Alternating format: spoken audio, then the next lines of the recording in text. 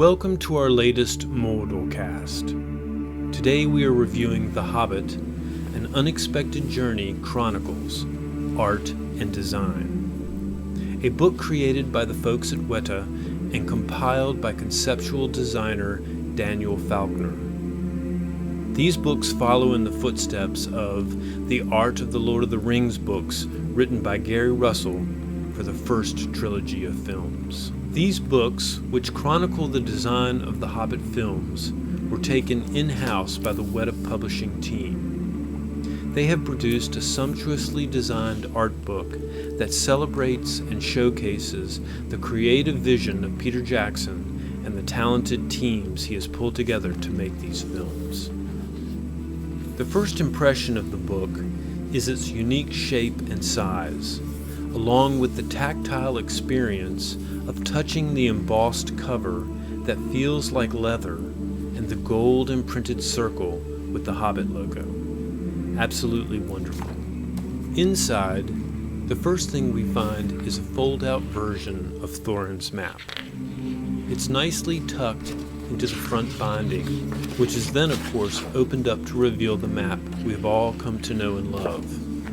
This map is based on Tolkien's, but was created for the films. It is, of course, featured in the Hobbit trilogy, but it is also seen in the Fellowship of the Ring. This seems like a nice way to start off this book. It also has a sketch of a dwarf's pack on the exposed side. Even the binding of this book is filled with wonderful sketches.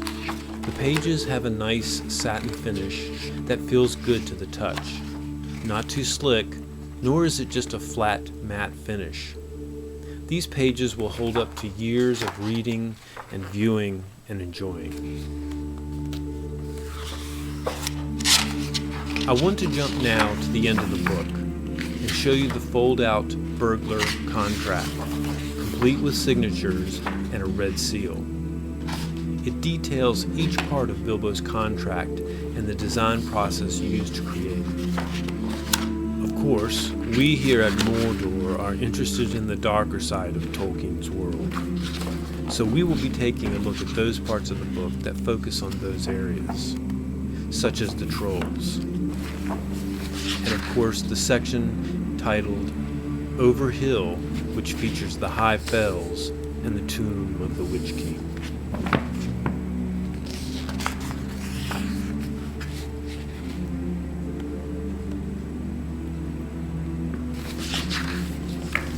This section also gives us insight into the creation of the stone giants with wonderful sketches and descriptions.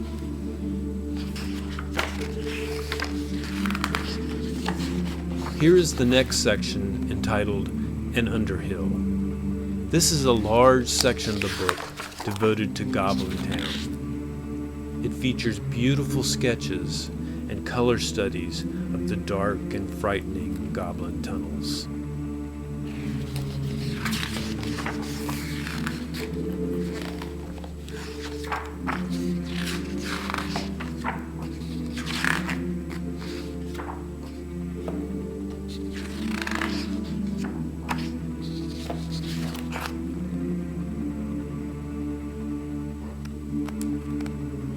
It has wonderful details and sketches of the Goblin King and the conceptual growth of this amazing character in the film. He is such a deliciously ugly brute with a wonderful courtly manner.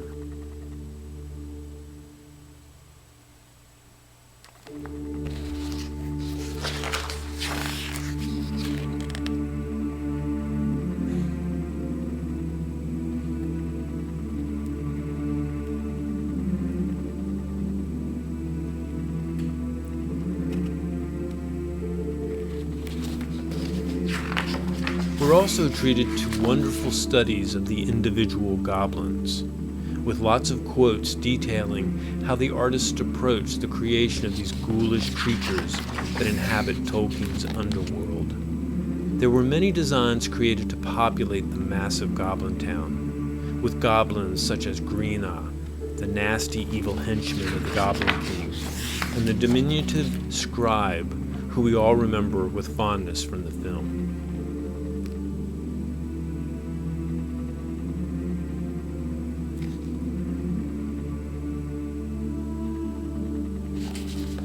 There is an entire section on Gollum, Riddles in the Dark, but I will leave those surprises for when you get the book yourself. Finally, the last section is Out of the Frying Pan and Into the Fire. This details the final moments of the film at the Battle of the Pines. We get to see early sketches of the warg riders, some unusual concepts for the wargs. I am so happy that Peter Jackson chose a more wolf-like appearance for these evil creatures. There is nothing here on Azog, Yazneg, or Fimble, but they will be featured in Chronicles 2.